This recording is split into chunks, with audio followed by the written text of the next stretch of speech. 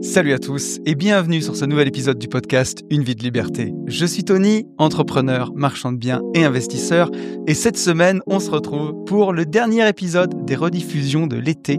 Et oui, pour cet été 2025, je vous ai proposé de revenir sur des podcasts qui étaient assez anciens. On a fait les podcasts qui avaient presque 6 ans, 5 ans. Et là, cette semaine, on va se retrouver pour un podcast qui a 4 ans, un podcast du 2 août 2021 sur Harry Browne, un podcast qui s'appelait « Vaincre le sentiment d'insécurité ». Et donc, je suis très heureux de pouvoir faire ces rediffusions cet été ensemble. On mesure le chemin parcouru. C'est quand même assez dingue de voir... J'ai toujours du mal à réaliser que ça fait déjà bientôt 6 ans que je fais ces podcasts. Je trouve que c'est fou à quel point le temps passe vite. Et j'ai encore plus mesuré en revenant sur ces podcasts. Et l'idée, voilà, c'est de pas juste vous balancer la rediffusion du podcast, mais c'était de faire un petit décryptage de où j'en étais à cette époque, quelle était ma vision des choses, quel était mon état d'esprit, est-ce que j'ai avancé, est-ce qu'il y a des choses qui ont changé ou pas. Et donc l'idée, c'est de revenir sur ce troisième podcast cette semaine. Mais avant tout ça, je vous rappelle juste très très rapidement le Mastermind Moto des Gentlemen Investisseurs, le Freedom Bike Tour numéro 5, qui aura lieu du 22 au 28 septembre. Au moment où je tourne ce podcast, il me reste encore 5 places. Donc, si jamais ça vous tente, je vous invite vraiment à vous inscrire. On va passer un très, très bon moment. Je sais toujours pas si c'est un mastermind qu'on reconduira l'année prochaine. Voilà, ça fait déjà 5 ans. C'est notre plus vieux mastermind, le mastermind moto. Où donc c'est un road trip, il faut avoir votre permis gros cube, votre moto, et vous nous rejoignez. On a trouvé des très beaux hôtels. On va aller en France, en Italie, en Suisse. Ça va être un très très beau tour. Donc voilà, si le cœur vous en dit, n'hésitez pas à nous rejoindre. Et je vous propose qu'on revienne tout de suite sur le podcast, le sujet de cette semaine. Alors pourquoi j'ai choisi de rediffuser ce podcast ? Je vous cache pas que ça a été difficile de choisir parce que on arrive presque à 200 épisodes d'une vie de liberté. Même en enlevant les interviews, il y a peut-être une trentaine d'interviews. Ça fait plus de presque 170 podcasts. J'ai volontairement éliminé les 3 dernières années pour me concentrer sur vraiment les premiers, histoire de vraiment voir la différence peut-être dans ma réflexion, voir surgir des choses. Donc ça a été assez dur de choisir et j'avais vraiment envie de parler d'Harry Browne parce que il a écrit un livre qui est juste derrière moi là, si vous me regardez sur YouTube, un livre qui s'appelle How I Found Freedom in a Non-Free World, comment j'ai trouvé la liberté dans un monde qui n'est pas libre. Et c'est un livre qui est plus que jamais d'actualité.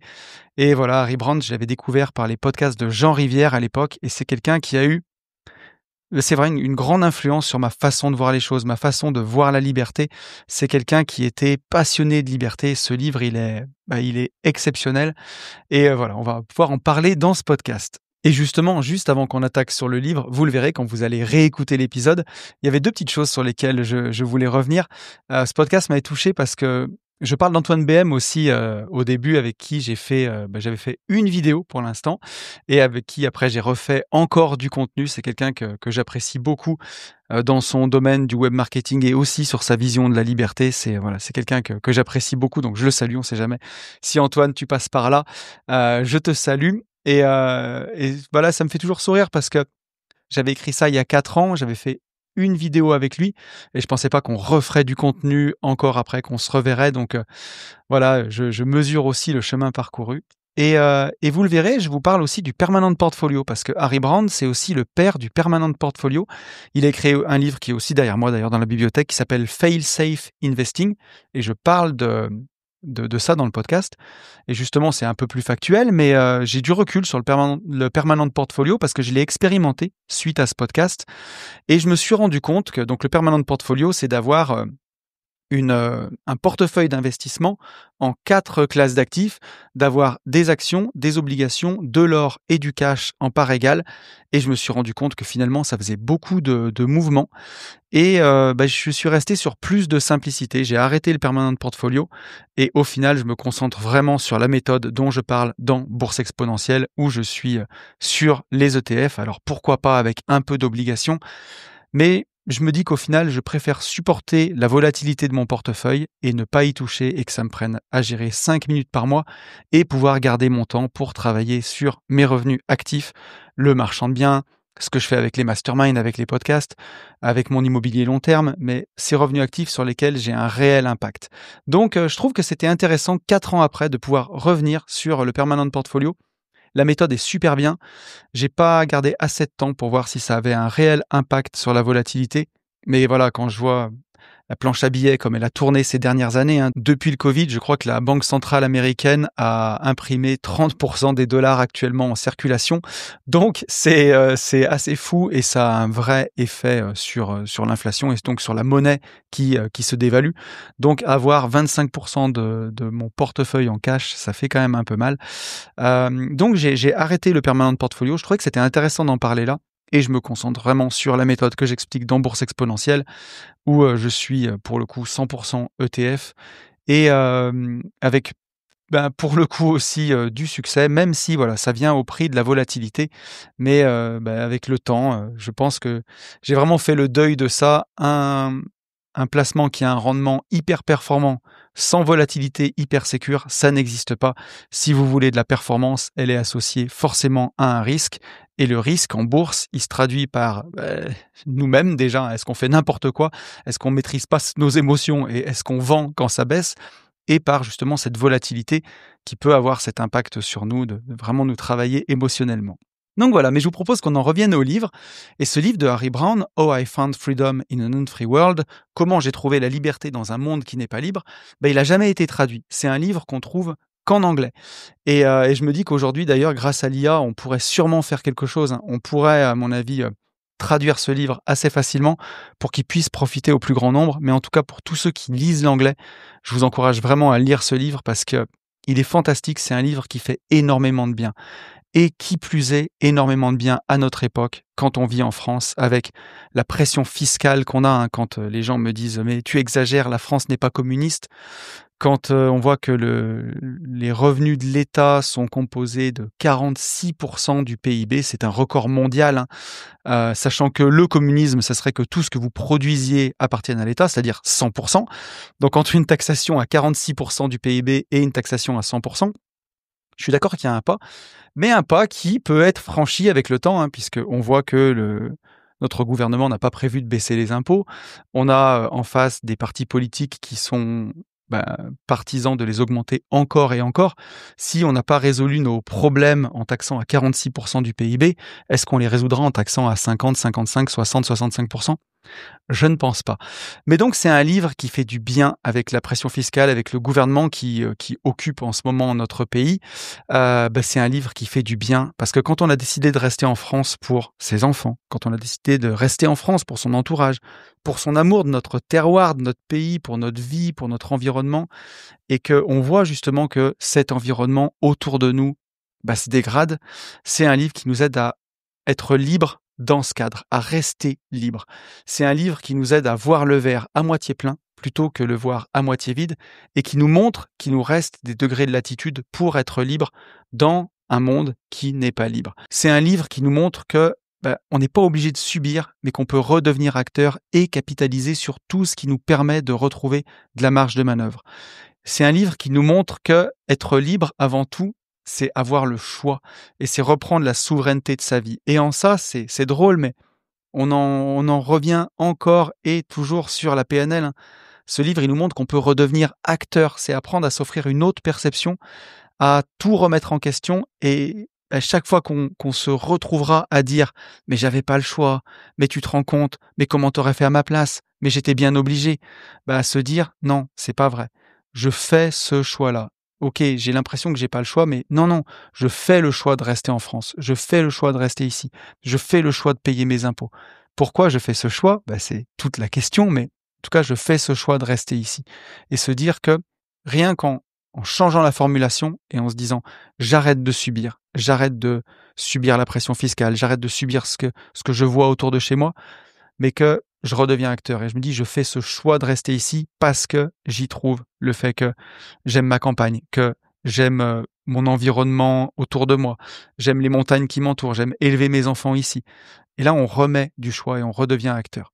Et donc ce livre-là, justement, il nous rappelle que le bonheur, c'est un choix et qui commence par nous-mêmes, par nous, qu'on est souverain et qu'en nous changeant nous-mêmes, C'est comme ça aussi qu'on peut changer le monde.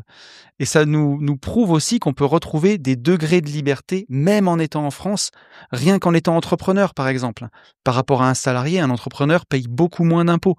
Alors bon, voilà, désolé pour vous, les amis salariés, mais vous pouvez avoir un job salarié et à côté être entrepreneur de votre vie.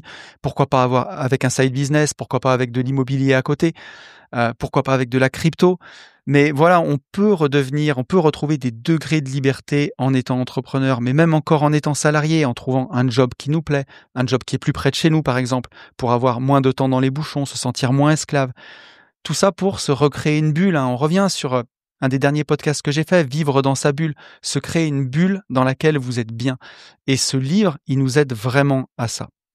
Et en ce qui concerne le sentiment d'insécurité, hein, qui était le titre original de cet épisode, hein, et dont on parle d'ailleurs dans l'épisode que vous allez écouter, ce sentiment d'insécurité qu'on peut avoir aussi quand on embrasse cette carrière d'indépendance financière où finalement on ne compte plus que sur soi, hein. Je vous rappelle que liberté ne rime pas avec sécurité, mais liberté rime avec responsabilité. Et on peut être libre et avoir parfois ce sentiment d'insécurité. Peut-être que ça vous concerne, peut-être que ça vous a sûrement concerné tous. Et c'est drôle parce que par rapport au moment où j'ai fait ce podcast, j'ai 4 ans de recul maintenant. Et donc, je peux être assez objectif là-dessus. Parce qu'à l'époque, ça faisait seulement un peu plus de 2 ans que je vivais cette indépendance. C'était l'époque des robots de trading à fond. Et c'est l'époque où ça s'est cassé la figure. Et je me souviens que parfois, ce sentiment d'insécurité, de se dire « Ok, j'ai réussi à faire 3 lotissements, à trouver 2 OP de marchand, mais est-ce que je vais en trouver l'année prochaine ?» Et je savais pas que la crise immobilière qu'on a traversée ces 2 dernières années, ou dont on sort petit à petit, mais allait nous frapper. Et donc, voilà, ce sentiment d'insécurité, parfois, il pouvait revenir. Et donc, Harry Brand, il nous dit que ce sentiment d'insécurité, il est composé en tout cas pour le vaincre, hein, il faut avoir la sécurité sur 3 domaines. La sécurité financière, la sécurité intellectuelle et la sécurité émotionnelle. Et je vous en parle dans le podcast, vous verrez, mais cette sécurité financière, c'est drôle parce que 4 ans après, je peux la mesurer, hein. Grâce à Finance Perso Expert, hein, la formation qu'on a sortie il y a maintenant des années, en 2021 d'ailleurs, je remplis mon tableau patrimonial tous les mois, donc j'ai un vrai track record de l'évolution de mon patrimoine. Et je peux vous dire que depuis août 2021, il a fait plus 44%. Un patrimoine qui était déjà très sympa à l'époque et qui me permettait de largement vivre l'indépendance, il a fait plus 44%. Voilà, donc c'est déjà l'avantage de monitorer son parcours parce que ça permet de mettre des jalons et de vraiment mesurer cette performance. Et objectivement, j'ai plus de sécurité de ce côté-là. La sécurité intellectuelle, c'est est-ce que je suis validé par mes proches, par les gens avec qui je travaille. Et effectivement, oui, aujourd'hui, je vois, j'ai des super associés, j'ai une superbe communauté. Donc, sécurité intellectuelle, on y est. Et la sécurité émotionnelle, c'est votre entourage, vos enfants, votre conjoint, votre famille, vos amis. Tout ça est OK. Et ce que nous explique Harry Brand, c'est que parfois, même avec toutes ces choses objectives, justement, qu'on a autour de nous, qui nous prouvent qu'on a cette sécurité, on peut se sentir quand même encore en insécurité. Et Harry nous explique que ce sentiment, et vous le voyez venir de loin, il doit venir de nous-mêmes. On ne peut pas chercher à l'extérieur ce qu'on doit se donner soi-même à l'intérieur. Et c'est ce que nous explique Harry Brand. Ce sentiment de sécurité, c'est quelque chose qu'on doit s'offrir. C'est à nous d'avoir l'assurance qu'on s'en sortira quoi qu'il arrive. Et là encore, ça rejoint la PNL. Et Harry Brand nous explique que la vraie sécurité, elle repose sur 3 piliers. Pouvoir compter sur soi, quoi qu'il arrive. Donc là, on est en plein dans la PNL. C'est se sentir légitime, avoir confiance en soi. Donc pouvoir compter sur soi, quoi qu'il arrive, avoir l'assurance que on rebondira, on saura faire. Être vigilant. Donc ça, c'est faire attention. Le deuxième pilier, être vigilant. Vigilant avec qui vous travaillez, où vous mettez votre argent, pour que ce que vous avez construit ne parte pas. Restez vigilant. Et le troisième pilier, être honnête avec soi-même, ne pas se mentir. Donc ça, c'est vraiment très important. Et au final, au travers des outils PNL, si on pouvait résumer tout ça, c'est finalement prendre confiance en soi, c'est s'offrir soi-même sa légitimité. C'est la seule façon de réellement vivre libre, à mon sens, et de se sentir enfin en sécurité. C'est de se sentir légitime, c'est de ne pas faire dépendre son bonheur de notre compte en banque ou de qui a décidé de nous aimer ou non. Et je pense vraiment que au-delà de toutes les choses factuelles que je vous ai énoncées tout à l'heure, hein, mon patrimoine qui a augmenté, le fait que j'ai des bons associés, j'ai une famille extra autour de moi, je pense que c'est ce vrai travail de confiance en moi que j'ai fait ces dernières années qui m'a permis de m'offrir la plus belle des libertés. Et c'est pour ça qu'il est aussi important que ça, ce livre, hein, How I Found Freedom in an Unfree World, comment j'ai trouvé la liberté dans un monde qui n'est pas libre. Croyez-moi, en 2025, je pense qu'il y a des gens qui sont dans des paradis fiscaux à Dubaï, où vous voulez, et qui arrivent à être malheureux dans un paradis fiscal et dans un enfer fiscal comme la France. Je pense qu'on peut être heureux. Je le pense sincèrement. Pour moi, le bonheur, c'est un choix. Je vous laisse avec ce podcast. Vous m'en direz des nouvelles. N'hésitez pas à commenter et je vous dis à très très vite. Salut à tous. Donc le podcast de la semaine, vraiment le sujet, ce sera comment se libérer du sentiment d'insécurité. Et pour ça, on va parler d'un livre exceptionnel. Un livre dont je veux vous parler depuis de nombreux épisodes, que j'ai relu déjà plusieurs fois, mais dont j'ai pas encore pu vous parler, parce qu'à l'époque, je faisais un podcast par semaine, et le livre dont je vais vous parler est en anglais. Il fait 350 pages, donc il me faut du temps pour le relire. Et donc j'avais besoin de temps pour préparer ce podcast. Et aujourd'hui, c'est chose faite, on va en parler, mais on va parler d'une toute petite partie de ce livre, tellement il est riche. Et voilà, mais ça va être vraiment chouette, vous allez voir ça. Alors pourquoi j'ai eu envie de parler de ce sujet, pourquoi j'ai eu envie de parler de ce livre ? Quand j'étais dans ma rat race, en 2016, à l'époque, donc pour info, j'ai quitté la rat race fin 2018, et en 2016, pour ceux qui me suivent, c'est là où j'ai eu des petits soucis de santé, j'ai eu des hernies cervicales à l'époque, parce que je passais beaucoup de temps en voiture, et c'est très handicapant pour ceux qui en ont eu, ou des hernies discales, ça fait très mal, et surtout quand dans votre métier vous faites que conduire, ça peut être assez déprimant et taper sur le moral, plus pas mal d'autres choses en même temps, et c'est là où je me suis rendu compte que j'investissais déjà depuis 8 ans à l'époque, mais j'avais pas de cash flow parce que je réinvestissais tout ce que je gagnais, et j'avais jamais l'impression d'avoir de l'argent, je m'enrichissais en patrimoine, et d'ailleurs je pense que c'était une très bonne stratégie, hein, même si c'était pas calculé, ça serait facile de dire aujourd'hui avec le recul que tout était calculé, ça serait mentir. Juste moi j'investissais pour ma retraite, et c'est vraiment à partir de cette époque où je me suis rendu compte que le monde de l'indépendance financière existait, et que je pouvais être libre, quoi. Et je cherchais vraiment à m'en échapper à cette époque, à partir de 2016, c'est vraiment là où j'ai activé le plan entre fin 2015 et jusqu'à fin 2018, où j'ai vraiment renégocié mes crédits, accéléré les investissements, accéléré mon épargne, et puis surtout je me suis formé comme un malade pour justement pouvoir m'en sortir. Et une de mes grandes sources, alors peut-être pas d'influence, mais d'inspiration à l'époque, parce qu'il ne me donnait pas forcément des techniques, mais il était très inspirant, c'était Jean Rivière.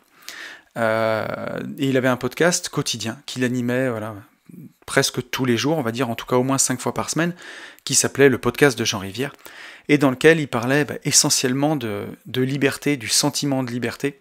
Et Jean, il avait une manière d'en parler qui était totalement incroyable, et il donnait réellement envie de vivre cette liberté. Et j'espère que modestement, c'est ce que j'essaye de faire, en tout cas de vraiment donner envie aux gens de vivre cette liberté, parce qu'elle est juste magnifique, elle est incroyable, en tout cas pour moi c'est le meilleur sentiment du monde.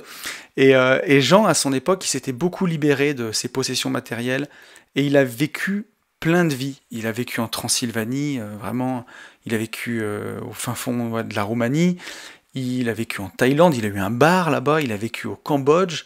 Donc tout ne me faisait pas rêver, parce que c'est pas des choses que moi j'avais envie de faire, mais en tout cas la façon dont il parlait de la liberté, elle était carrément incroyable. Et moi je me souviens qu'à l'époque j'étais dans les bouchons, là, dans ma rat race, j'étais au moins dans ma voiture entre 5 et 6 heures par jour, et il me donnait un espoir de fou, quoi. C'était mon oxygène, ce podcast, ça me montrait que il y avait un petit espoir, quoi, et que c'était possible, et qu'il fallait se battre pour ça.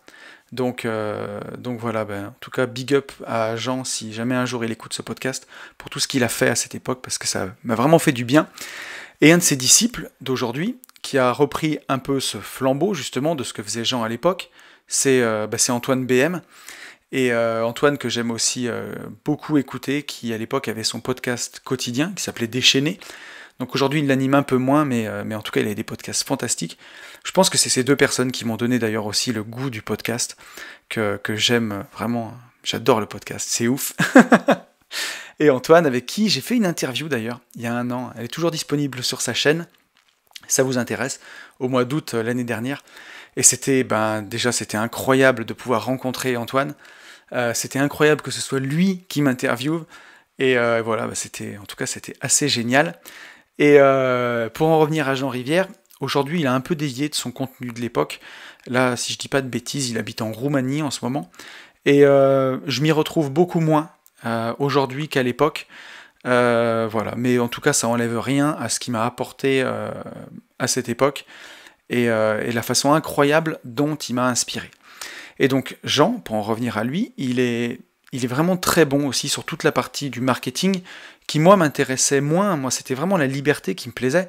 Mais du coup, comme j'écoutais tout, il m'a formé aussi sur le marketing, même si jusqu'à il y a peu de temps, parce que j'ai vendu quelques formations en ligne et ça m'a aussi aidé à faire mes pages de vente, mais je m'en étais jamais vraiment servi. Moi, j'étais entrepreneur de travaux publics au départ et après lotisseur marchand de biens. Et pour ça, on n'a pas vraiment besoin puisque c'est des agents immobiliers qui vendent mes terrains. Mais ça m'a vraiment intéressé, ce marketing. Et il a lu énormément d'auteurs, Jean Rivière, et beaucoup de livres obscurs et méconnus sur la vente, justement. Il m'a fait découvrir Jim Rohn. Je vous invite à vous renseigner aussi sur cet auteur, parce que Jim Rohn, c'est vraiment passionnant.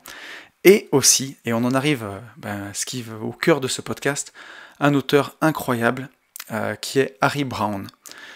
Donc Brown, ça s'écrit B-R-O-W-N-E. Et si vous ne connaissez pas Harry Browne, déjà c'est pas bien. Non, je rigole. Moi non plus, je le connaissais pas à une époque. Et voilà, c'est un auteur américain, Harry Browne, que j'ai lu, enfin le livre dont on va en parler aujourd'hui, qui pour moi c'est assez fou, c'est vraiment incroyable. C'est un auteur américain donc qui est né en 1933 et qui aujourd'hui est décédé. Il est décédé en 2006, Harry Browne. Et il avait une vraie vision de la liberté. Et il y a déjà justement des années et des années et des années, quoi. Et il y a peu de choses qui ont changé, on va le voir. Et donc c'est ça qui est vraiment intéressant. Et Harry Browne, il nous a laissé deux choses vraiment très importantes dans son héritage incroyable pour nous, les investisseurs en quête de liberté. La première chose, c'est tout d'abord une chose qui est carrément incroyable et très utile à tous les investisseurs que nous sommes, c'est le permanent portfolio. Je pense qu'il y en a beaucoup d'entre vous qui en ont entendu parler si vous vous intéressez à l'investissement. Le permanent portfolio, ça nous vient d'Harry Browne. Donc si vous êtes des investisseurs aguerris, vous en avez au moins entendu parler, c'est obligé. Et j'en parle d'ailleurs dans la formation sur les ETF. Et je crois que j'en ai aussi parlé dans un podcast sur la finance perso. Donc notre cher Harry Browne, il l'a créé dans les années 60. Et à l'époque où il était professeur à l'université et il donnait plein de cours. Et vous allez voir les noms des cours, ça fait vraiment rêver. L'économie de la liberté, les outils du succès, l'économie du succès, ou même l'art d'une vie profitable. C'est stylé quand même. Donc on voit déjà que Harry Browne, il a pas mal de choses à nous apporter. Et donc il a été conseiller en investissement la plus grande partie de sa vie, et il a développé le permanent portfolio, le portefeuille permanent. Alors qu'est-ce que c'est le portefeuille permanent et à quoi ça peut nous servir? C'est un portefeuille d'actifs donc qui est censé avoir la performance des actions, donc la performance du marché des actions, mais en réduisant la volatilité. Donc ça fait vraiment rêver, parce que vous le savez peut-être pas, mais en tout cas, le marché des actions, il est documenté depuis un peu plus de 170 ans, si je dis pas de bêtises, et les actions, depuis 170 ans, elles ont toujours monté. Alors, elles montent pas linéairement, hein, elles montent en faisant des hauts et des bas, mais sur 172 ans, on est à peu près à 9-10% par an de rendement, donc ça fait vraiment rêver. Mais par contre, avec de la volatilité, c'est-à-dire qu'on peut faire des cracks à moins 40%, et puis des années exceptionnelles, comme en 2019, à plus 35%. En moyenne, on fera du 8, 9, 10% par an, suivant qu'on investisse sur le marché américain ou sur le marché mondial. Mais voilà, lui, Harry, il nous dit, moi, avec mon permanent portfolio, on peut faire la performance des actions, donc entre 8 et 10% par an, mais avec une volatilité très réduite, donc sans ces grands écarts-là. Et donc, pour arriver à ces résultats-là, Harry Browne, il a identifié 4 conditions économiques possibles. D'abord les périodes de croissance, donc les bull market, comme on appelle ça, le marché des taureaux, c'est quand la bourse elle monte, les périodes de récession, donc quand la bourse elle se casse la figure, voilà, c'est ce qui s'est passé pendant 1 an et demi dans les années 2000, au début des années 2000, c'est ce qui s'est passé entre 2008 et 2009, voilà, marché qui baisse, crise, marché qui baisse, donc le bear market, le marché des ours. et des périodes d'inflation, on a aussi, et des périodes de déflation. Donc c'est ça les 4 conditions économiques possibles. La croissance, la récession, l'inflation, la déflation. Donc jusqu'ici, tout le monde suit. Donc rassurez-vous, voilà, ça fait partie de la longue introduction, tout ça. Je voulais vous le redire à ce stade-là. Mais je ne peux pas parler d'Harry Browne et du livre dont on va parler après sans parler du permanent portfolio, c'est pas possible.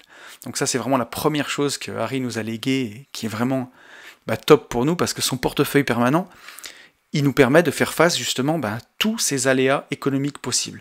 Il nous permet de profiter des périodes de croissance, de se protéger des périodes de récession, des périodes d'inflation et de déflation. Donc pour chaque condition économique qu'on va rencontrer, Harry Browne, il a mis en face une classe d'actifs. Et donc toutes ces classes d'actifs, elles sont corrélées négativement pour pouvoir se comporter en fait comme des vases communicants. Dans son portefeuille, il y aura des actions pour en profiter en période de bull market, quand les marchés montent. Il y aura des obligations pour profiter des périodes de bear market, parce que voilà, quand le marché va se casser la figure, les actions vont tomber, mais en général, les obligations montent. Pour se protéger de l'inflation, il y aura de l'or dans son portefeuille permanent. Et pour se protéger des périodes de déflation, il y aura du cash pour rester liquide. Donc voilà, quand les actions baissent, les obligations montent. En période d'inflation, l'or se valorise. Et le cash nous protège de la déflation. Et donc son portefeuille, il était construit de la façon suivante. 25% de chaque classe d'actifs, un quart, à rééquilibrer seulement une fois par an, ou alors, quand un actif a fortement monté ou fortement baissé, on rééquilibre le portefeuille. Donc voilà, si on a une période de croissance incroyable et qu'on avait 25% d'actions et qu'on se retrouve avec 35%, on va vendre 10% pour rééquilibrer sur les autres classes. Et donc ce portefeuille, il s'apprécie avec le temps, il réduit au maximum la volatilité et la performance que Harry Browne a réussi à faire depuis les années 70, donc depuis 50 ans, grâce à ça, c'est 9,1% par an. Et donc le rendement, on est hyper proche des portefeuilles qui seraient 100% investis en actions, mais on a la volatilité en moins. Donc c'est vraiment incroyable, c'est vraiment top. C'est aussi pour ça que les ETF, c'est quelque chose qui s'y prête à merveille pour investir avec un permanent portfolio, parce qu'avec un seul ETF, on peut répliquer toutes les actions américaines avec le S&P 500 ou avec le Nasdaq. On peut aussi avoir un ETF obligataire pour répliquer un grand nombre d'obligations d'un coup, pour être hyper diversifié. Il n'y a pas d'ETF or, mais par contre on peut investir dans un ETF sur les minières, les mines d'or. Ça marche très très bien. Et puis le cash, on peut faire un fonds euro par exemple. Donc ça c'est vraiment vraiment intéressant. Moi j'ai testé depuis un peu plus de 2 ans sur une assurance vie que j'ai ouvert que pour ça, qui est dédiée exclusivement au permanent portfolio. Et ça marche très très très bien. Je suis aujourd'hui à plus de 20% en 2 ans. Donc on a bien les 10% par an avec les intérêts cumulés. Donc ça fonctionne. Ça fonctionne et je voulais vraiment tester ça. Ce qui est assez marrant, c'est que justement ça monte doucement, quoi. Et même avec la crise, il a un peu été bousculé quand il y a eu la crise Covid. Mais là où j'ai perdu 38% sur mon portefeuille ETF actions, là je crois que j'ai perdu 5 ou 7% seulement. Et c'est vite remonté derrière, et tout en faisant le rééquilibrage, tout s'est rééquilibré, donc c'est assez impressionnant. Et donc Harry Browne, il a détaillé cette méthode dans un livre qui s'appelle Fail Safe Investing, que j'ai commandé, que j'ai reçu, mais que j'ai pas encore lu, ce livre, parce que la méthode du permanent portfolio, j'ai lu énormément de choses dessus, donc je la connais, je l'applique, mais j'avais jamais lu le matériau original, donc c'est un livre qui est qu'en anglais. Et donc, je vais le lire et je ne manquerai pas de vous en parler quand j'aurai fini. Et voilà, donc je ne pouvais pas vous parler de Harry Browne et du livre dont on va parler sans vous parler du permanent portfolio. Mais je vais vous parler aujourd'hui du deuxième, le deuxième trésor qu'Harry Browne nous a laissé. C'est d'un livre qu'il a écrit. Avant d'écrire ce livre-là, Fail Safe Investing, sur le permanent portfolio, il a écrit un livre incroyable, et un livre dont avait parlé Jean Rivière à l'époque. Et c'est ça ce deuxième trésor, et je peux pas vous dire plus que vous dire que ce livre est incroyable. Il était quasiment plus édité à l'époque où je l'ai lu, donc je l'avais trouvé en PDF sur le net. Et là, je l'ai racheté depuis en papier parce qu'il a été réédité en 2020. C'est un livre, si je dis pas de bêtises, que moi j'ai lu en 2016 ou en 2017. Et voilà. Et bien sûr, il n'est pas traduit. Et ce livre s'appelle donc How I Found Freedom in an Unfree World. Et en français, ça veut dire Comment j'ai trouvé la liberté dans un monde qui n'est pas libre. Alors à ce stade, vous vous imaginez à peu près comment, comment ce livre a pu me parler. Moi, je l'ai lu pour la première fois, voilà, en 2017. Je l'ai renoté dans mes notes. Et c'est un livre que je relis chaque année parce qu'il est très très dense. Il fait 350 pages, je crois. Il y a beaucoup de sujets qui sont traités dans ce livre et c'est assez difficile de tout synthétiser. Donc le postulat de départ de ce livre, c'est que la plupart des gens ne sont pas libres, qu'ils sont piégés dans leur quotidien, qu'ils ont des obligations morales, professionnelles, qui les emprisonnent et bien entendu une belle rat race voilà, qui les coince, métro, boulot, dodo, que des obligations et que ça contraint les gens, qui ne sont pas libres. Et donc le postulat de base du livre, c'est qu'il doit forcément exister une autre voie pour être libre, et une voie qui ne demande pas d'avoir à convaincre le monde entier de se rallier à notre cause. Une voie qui ne dépend pas des actions ou des choix des autres. Et donc en soi, la philosophie de ce livre, elle est clairement libérale, et d'ailleurs sur la fin de sa carrière, Harry Browne s'est présenté en politique dans un parti libéral, et elle est aussi stoïcienne. Donc les stoïciens, Marc Aurèle, Épictète. La philosophie stoïcienne, c'est de se dire que on se concentre dans la vie sur ce qu'on peut changer et on ne se soucie pas de ce qu'on ne peut pas changer. Voilà. Donc le principal précepte de ce livre, c'est vous avez bien plus de contrôle sur votre vie que vous ne le pensez. Et donc vous vous imaginez à quel point ce genre de discours me parle. Et voilà, donc au premier abord, on peut penser que quand on lit le livre, et c'est ce qui m'est arrivé la première fois, parce que quand je l'ai lu en 2017, j'avais pas tout le recul que j'ai aujourd'hui sur tout le développement personnel et sur mon étude de la liberté, que je fais maintenant depuis quelques années. Mais on peut penser que le livre, il prône une vision bien égoïste du monde, ou complètement irréaliste. Alors, je vous dis pas que le livre, il est parfait, et que tout est réalisable. Il y a même des fois où Harry Browne y va extrêmement loin, et on en parlera dans le livre, mais il y a des fois où c'est aussi volontairement provocateur, mais par contre le livre fait énormément réfléchir. Et il est obligé d'aller loin d'ailleurs, pour que nous, même si on n'applique que 20% du bouquin, on soit déjà quasiment libre. Et c'est ça qui est important. Mais voilà, pour Harry, la liberté, c'est l'opportunité de vivre sa vie exactement comme on veut la vivre. Et donc, pour lui, les gens ne sont pas libres pour deux raisons principales. C'est que la première, c'est qu'on ne réalise pas tous les choix et toutes les possibilités qui s'offrent à nous. On n'a pas l'esprit assez ouvert, on ne se pose pas assez les bonnes questions pour voir tous les choix et toutes les possibilités qu'on a.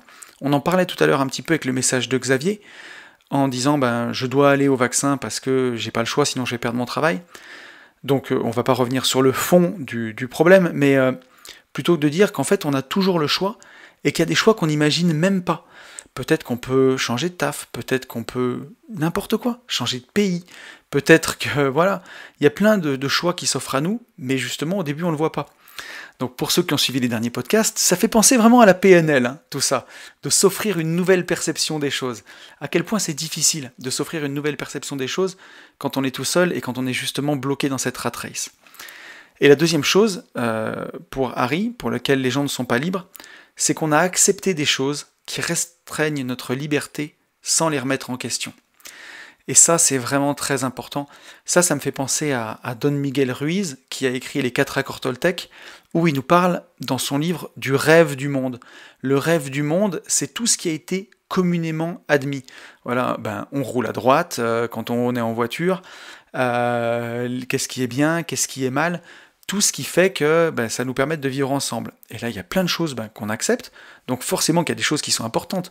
Rouler à droite en voiture, il vaut mieux le faire, sinon il va nous arriver des accidents.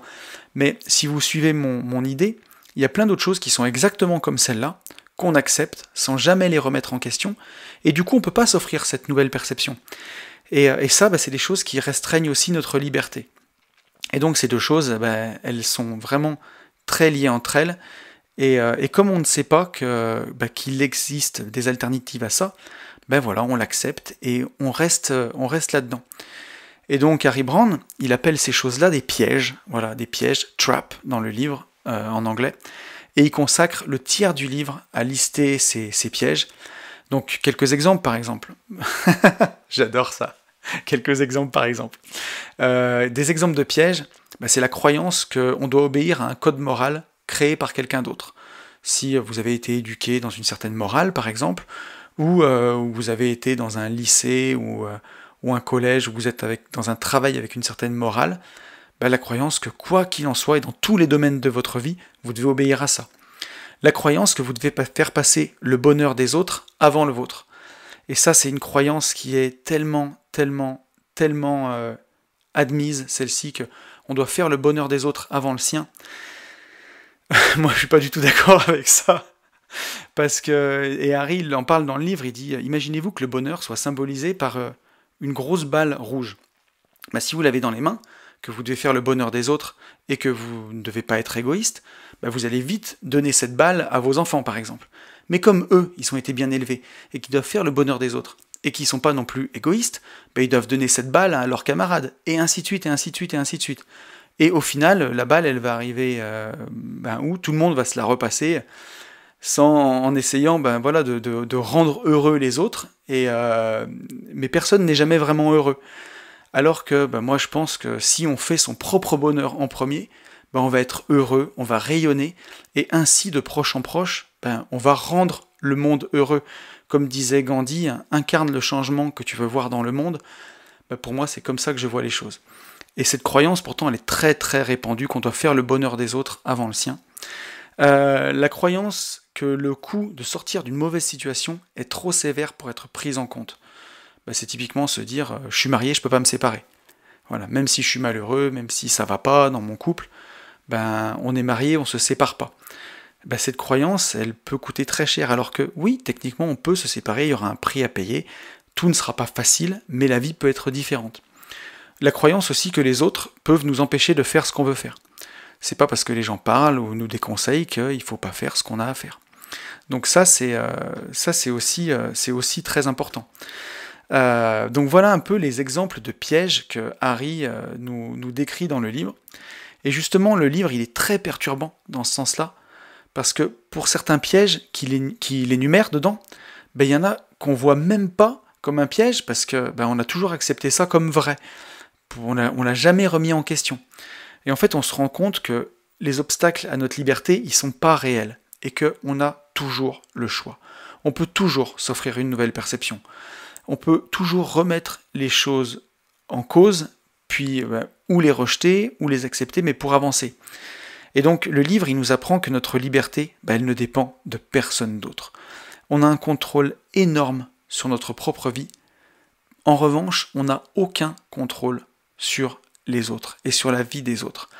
Et le problème, pourquoi les gens ne sont pas libres, c'est parce qu'ils vont essayer de changer les autres au lieu de se changer eux-mêmes.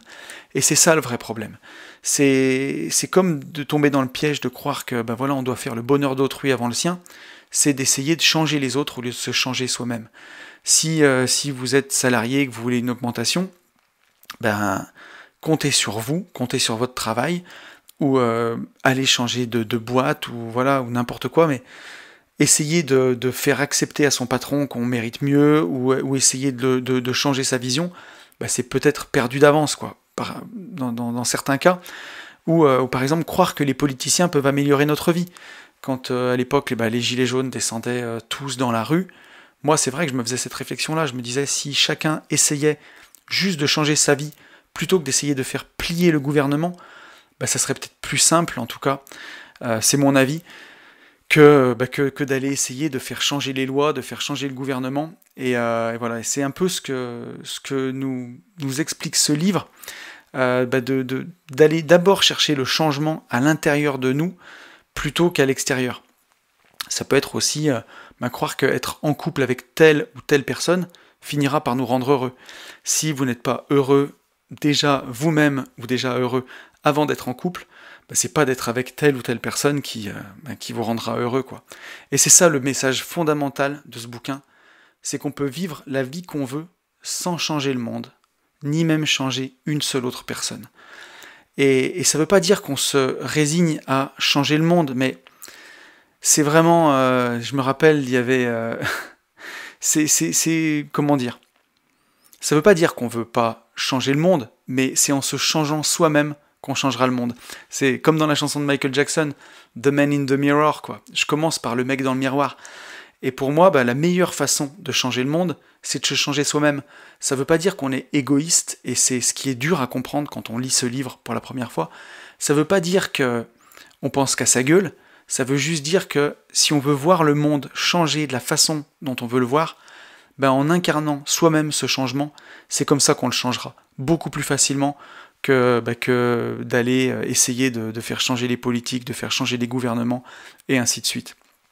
Et donc, c'est en cela que ce livre, il rejoint vraiment la philosophie stoïcienne, parce qu'on se concentre sur ce qu'on peut contrôler, et juste, on laisse ce qu'on ne peut pas contrôler, on le laisse être, voilà. On s'en soucie pas. Et on se soucie sur là où on a du levier, là où on peut changer. Et donc en plus des pièges dont va parler Harry Browne, il nous parle aussi des boîtes, box en anglais. Donc ces boîtes, ces box, c'est les prisons mentales qui bloquent notre liberté. Et donc ces boîtes, elles peuvent être vraiment diverses et variées, comme par exemple, j'ai une dette envers mon patron. Si un jour, vous savez que vous êtes, entre guillemets, comme on dit, né dans une entreprise, parce que vous avez tout appris, vous sentez que vous ne pouvez plus partir, ça c'est une boîte, vous êtes tombé dans une boîte. Si vous le faites parce que ça vous fait plaisir et parce que vous vous dites « je m'éclate dans cette entreprise qui m'a vu naître », tout va bien. Mais si vous avez le sentiment d'avoir une dette envers votre patron et que vous restez justement à cause de ça, vous êtes dans une boîte. Ça peut être « je dois m'occuper de telle ou telle personne »,« je dois rouler en Mercedes ou en BMW »,« je ne peux pas me séparer ». Tout ça c'est des boîtes dans lesquelles on se met. Et on pense qu'il est totalement impossible de sortir de ces situations parce qu'on les a admises comme vraies. Mais c'est complètement faux. Et on peut toujours s'échapper de ces boîtes, mais par contre, il faut payer le prix qui est associé à ça. Et on en a souvent parlé dans ce podcast, du coût pour s'en sortir. Avant de faire un mariage, avant de faire un projet, avant de faire une association, toujours réfléchir au coût pour s'en sortir. Alors parfois, le prix peut être faible, comme juste une petite gêne, de dire à quelqu'un qu'on veut plus être avec lui ou quoi, ou alors très élevé, comme beaucoup d'argent, ou le fait de ne plus voir certaines personnes, ou d'être catalogué, ou d'être jugé. Mais la vérité, c'est qu'il y a toujours un prix pour s'échapper de cette situation. Et l'inverse est vrai aussi. Si vous décidez de rester dans votre boîte, dans la situation actuelle qui vous fait souffrir, vous payez aussi un prix au quotidien. Et ce prix, il est cher, c'est le prix de votre liberté. Alors le livre, il est radical et il pousse la réflexion très très très loin. Il y a même un moment où Harry Browne dit que si vos enfants sont infects, vous pouvez toujours les donner. Alors c'est sur le ton de l'humour et voilà, il pousse la réflexion très très loin. Et je ne dis pas qu'il faut appliquer tout au pied de la lettre, mais par contre c'est un formidable essai et une formidable réflexion sur la liberté. Et voilà, il ne faut pas tout prendre. Mais il y a 80% du livre qui est vraiment, vraiment très utile et qui peut vraiment nous aider à bloc. Et je ne peux pas vous faire tout le livre parce que ce serait impossible de le résumer en si peu de temps. Et je crois qu'à l'intérieur, il y a la matière pour une année de podcast.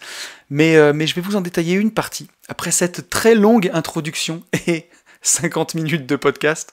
Mais bon, il n'y en a plus que tous les 15 jours maintenant, donc vous en profiterez. On va en détailler une partie sur la façon de vaincre le sentiment d'insécurité. Parce que c'est un des fondements du livre, et c'est une des difficultés les plus rencontrées. Et c'est cette partie qu'on va détailler, c'est la lutte contre le sentiment d'insécurité qu'on peut ressentir, et qui nous empêche réellement de devenir libre, et surtout, et encore plus, quand on est indépendant. Et ça, moi, j'en ai souffert aussi de ce sentiment d'insécurité les premières années d'indépendance, et aujourd'hui, ça va beaucoup mieux, et c'est aussi en partie grâce à ce livre. Et donc, ce que nous dit Harry dans le bouquin, c'est que c'est tout à fait normal de rechercher la sécurité dans le monde dans lequel on vit aujourd'hui. Et moi, je pense même que cette sécurité, cette stabilité, c'est essentiel pour produire et développer son business sereinement. Et donc, selon Harry, il y a 3 types de sécurité. La sécurité financière, ne pas finir fauché sous un pont. La sécurité intellectuelle. Et donc là, c'est l'assurance qu'on est sur la bonne voie, que intellectuellement on est validé par des gens. Ça nous ramène un peu sur le podcast sur la moutonnerie et l'anticonformisme. Ce besoin intellectuellement de sécurité, de voir qu'il y a des gens qui valident ce qu'on fait. Et la dernière, c'est la sécurité émotionnelle. C'est qu'on soit aimé, qu'on soit toujours aimé. Et donc c'est totalement normal de vouloir ces choses-là, et c'est tout à fait possible de les atteindre. Mais voilà, selon Harry, les gens ils se trompent parce qu'ils cherchent cette sécurité exactement là où ils ne pourront jamais la trouver. Et donc c'est en la cherchant à l'extérieur d'eux-mêmes. Et c'est en plus ce qui nous rend encore plus insécures. Et donc on en a parlé tout à l'heure dans l'introduction sur ce livre. Mais ça c'est vraiment vraiment puissant et c'est vraiment à avoir en tête. Ne pas chercher à l'extérieur ce qu'on a à l'intérieur. Et ce sentiment de sécurité, il arrivera en ayant la certitude qu'on s'en sortira quoi qu'il arrive. Et ça, personne ne peut nous le garantir à part nous-mêmes. La seule vraie sécurité, elle vient de là. Et selon Harry, elle repose sur 3 piliers. Ces 3 piliers, c'est pouvoir compter sur soi, c'est être vigilant, et le 3e, c'est être honnête avec soi-même. Pouvoir compter sur soi, c'est décider d'être 100% responsable et comprendre que personne d'autre ne sait mieux que nous ce qui est bon pour nous. Le 2e pilier, être vigilant, c'est savoir que quoi qu'il arrive, rien n'est figé et que tout peut arriver, et que le monde il va changer constamment. Et ce pilier-là, être vigilant, c'est justement être prêt au changement, être prêt à ça. Et être honnête avec soi-même, le 3e, c'est accepter de voir et de reconnaître ses fautes pour pouvoir les corriger. C'est ne pas se mentir à soi-même. Et c'est peut-être un des plus difficiles, ne pas se mentir à soi-même. Et pour Harry, une fois qu'on a ces 3 piliers, on est tout simplement immunisé contre l'insécurité. Donc maintenant, on va détailler les 3 types de sécurité et on va voir comment ça fonctionne. Donc le premier, c'est la sécurité financière. Voilà, donc ce qu'il faut bien se dire, c'est que quoi qu'il arrive, tous nos investissements et tout notre argent, il est soumis au marché. Les actions, elles peuvent monter, elles peuvent baisser. Le marché IMO, il peut monter, il peut baisser. L'inflation, elle peut grignoter notre cash. Et donc Harry, il sait de quoi il parle. Je vous rappelle que c'est le père du permanent portfolio. Et donc pour Harry, on se ment à soi-même quand on pense que le banquier peut nous aider dans nos placements, ou quand on pense que le gouvernement va pouvoir garantir tous nos dépôts bancaires. Donc pour ça, il nous conseille de toujours diversifier nos placements, que ce soit en obligations, en actions, en or, donc c'est pas pour rien qu'il a inventé le permanent portfolio, de les diversifier dans plusieurs banques, dans plusieurs pays, dans plusieurs devises, et donc il nous dit de prendre la responsabilité de notre argent, prendre la responsabilité de nos décisions financières, se former à l'argent, justement pour arrêter de stresser, pour ne plus avoir cette angoisse d'insécurité financière, parce que voilà, et c'est comme ça qu'on y arrivera. Et cette sécurité financière, elle s'applique aussi à notre capacité à dégager des revenus dans le futur. Et donc, quand vous avez acquis de sérieuses compétences dans un domaine, quand vous comprenez que vous avez le pouvoir sur votre futur et que quoi qu'il arrive, vous allez faire face, le futur, il devient une aventure plutôt qu'une source de stress. Et ça, quand j'ai quitté ma société de travaux publics, où j'avais mes associés, où je touchais mon salaire tous les mois, donc même si j'étais dirigeant, associé, j'avais quand même un salaire identique qui tombait tous les mois. Quand je me suis retrouvé indépendant, que j'ai vécu de mes revenus locatifs, de mes revenus boursiers, il a fallu aussi que j'ai monté ma boîte parce que j'avais envie, et je me suis rendu compte que j'arrivais à trouver des bonnes affaires, j'arrivais à faire des lotissements, j'arrivais à dégager du gros cash, des belles marges. Je me suis aussi mis un petit peu sur les formations. J'ai vu que j'arrivais à vendre des formations, j'ai vu que je pouvais donner des coachings, et je me suis dit, que je ne sais pas combien de temps ça durera, mais je sais que je suis capable de créer des revenus que je sais faire. Et et que, par exemple, si j'en ai besoin, je trouverai toujours une bonne affaire immobilière à faire. Et ça donne une grande confiance en l'avenir quand on a une capacité. Je sais que je trouverai toujours un nouveau sujet de formation qui pourra aider les gens et que je pourrais vendre. Et donc je sais que si jamais ni l'un ni l'autre ne fonctionne, même si je peux plus trouver des bonnes affaires immobilières, même si je fais plus de formation, même si j'ai plus de revenus boursiers du jour au lendemain parce que ça se casse la figure, même si tous mes appartements prennent feu et que j'ai plus mes loyers, je sais que j'ai réussi à démarrer ces business en moins de 2 ans et à pouvoir les faire quand même bien exploser. Je sais que je trouverai une autre idée de business. et que quoi qu'il arrive, je m'en sortirai toujours, même si c'est à vendre de l'import-export d'orange avec le Maroc, j'en sais rien, je trouverai toujours quelque chose. Et là, l'avenir, au lieu de devenir flippant, il devient excitant. Et c'est ça, c'est se faire confiance et c'est ne pas compter sur les autres pour sauver notre peau. Et c'est comme ça qu'on obtient cette sécurité financière. Voilà, c'est en se disant que l'avenir devient excitant au lieu d'en flipper. Et que même si on se trompe, grâce au deuxième pilier, à l'honnêteté envers soi-même, on saura se remettre en question. Et que accepter que personne ne peut nous garantir un revenu stable à vie, même pas l'État, on le voit avec ceux qui sont fonctionnaires par exemple ou professeurs, on voit que les retraites baissent, que même l'État, on ne sait pas s'il pourra nous garantir un revenu stable à vie. Mais par contre, si on est formé, si on est prêt au changement, là on sera vraiment libre. Le deuxième point, c'est la sécurité intellectuelle. Donc Harry nous rappelle ici que nous sommes les capitaines du navire, qu'on est le souverain de notre vie et qu'on a le choix. Voilà, on a toujours le choix et c'est nous qui décidons par nous-mêmes. Et donc avec ce grand pouvoir de décision vient une grande responsabilité et c'est la responsabilité de sa vie. Et donc une des grandes raisons pour lesquelles les gens ne sont pas libres, c'est qu'ils remettent toujours les responsabilités dans les mains d'autrui. Et ça craint complètement.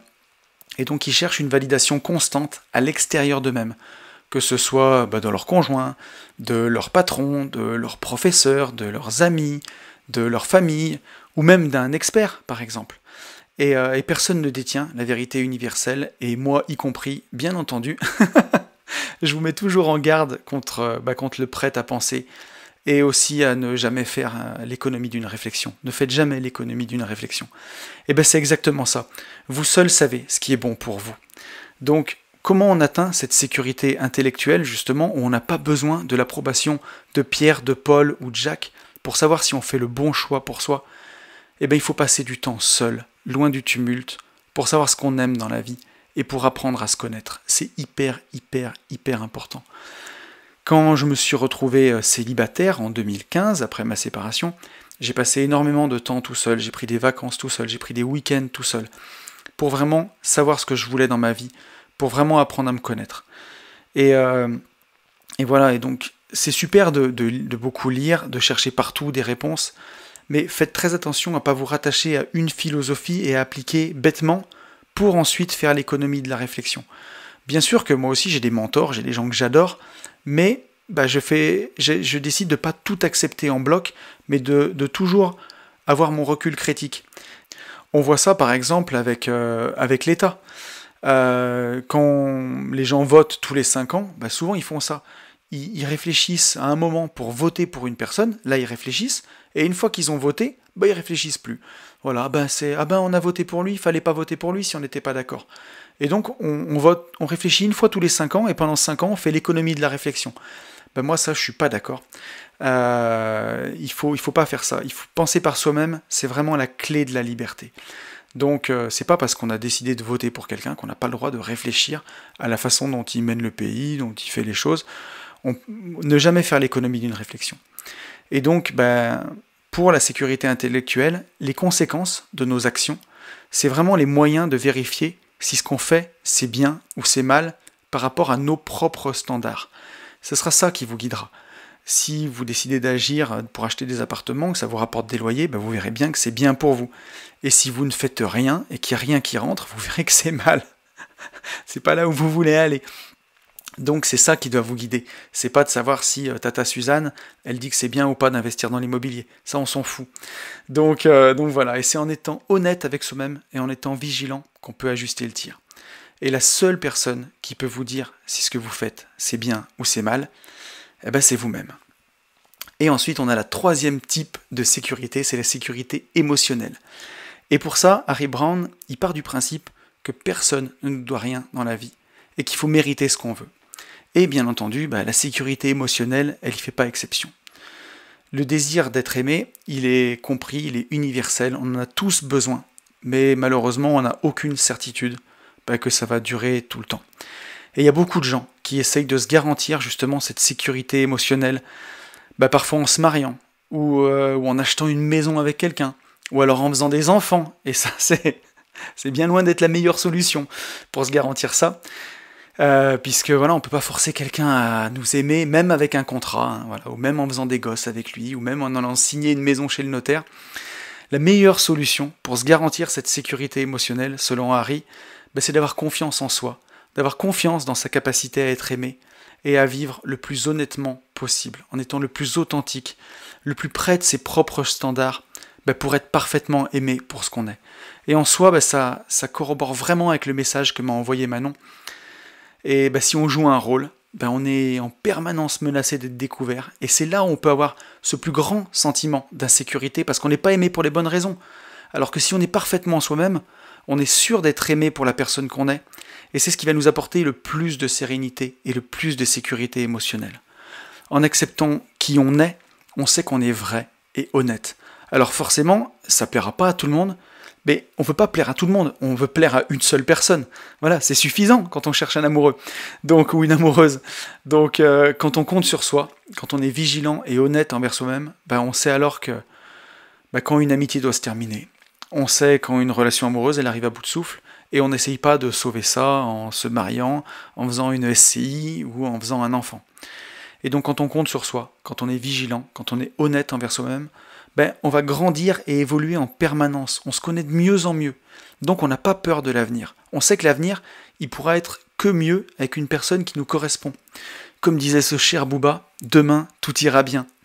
Et c'est ça qui va nous apporter la sécurité émotionnelle.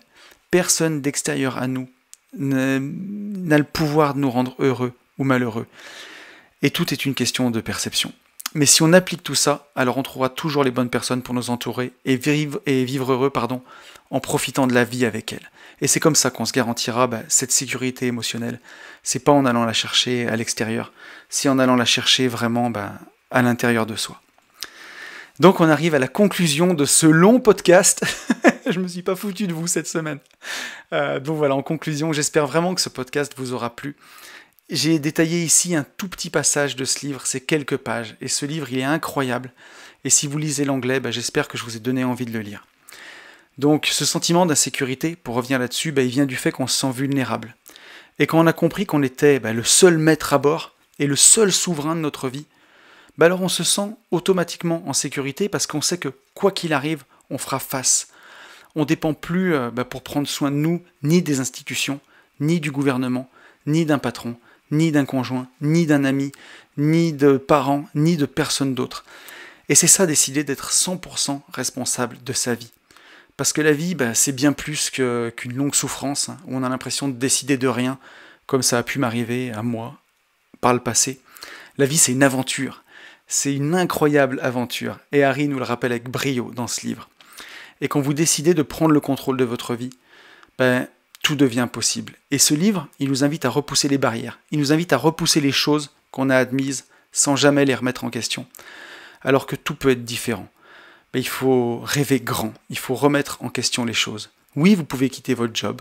Oui, vous pouvez déménager dans une autre région. Oui, vous pouvez acheter cet appartement. Et oui, vous pouvez aussi vendre cet appartement-là. Oui, vous pouvez démarrer cette formation. Oui, vous pouvez devenir bon en bourse. Oui, vous pouvez faire construire une villa de luxe pour la louer. Et oui, vous pouvez devenir marchand de biens ou lotisseur. Vous pouvez faire ce que vous voulez. Le monde est à vous. Je vous souhaite le meilleur et comme vous le savez, je vous souhaite, par-dessus tout, de vivre libre.